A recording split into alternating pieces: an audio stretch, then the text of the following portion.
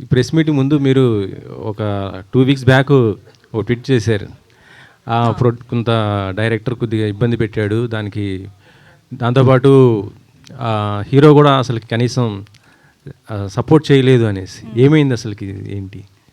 So వాళ్ళు అలానే ఎప్పుడు సెట్లో కూడా డైరెక్టర్ వాళ్ళ యాటిట్యూడ్ అలానే ఉంటుంది.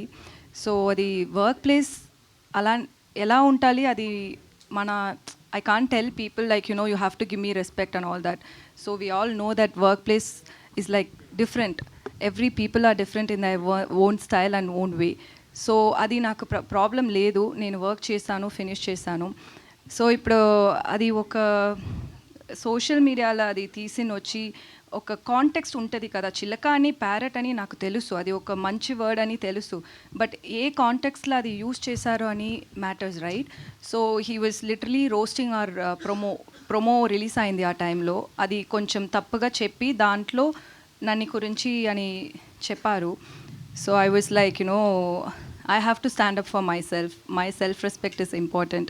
Nobody's going to come and ask him like, ఎందుకు అలా పెట్టారు, అది తప్పు అని ఎవరు చెప్పలేదు. ఎవరు చెప్పాలి అని నేను ఎక్స్పెక్ట్ చేయలేదు. సో నేను చెప్పాలి వాళ్ళకు, అందుకే నేను అది ట్వీట్ చేశాను.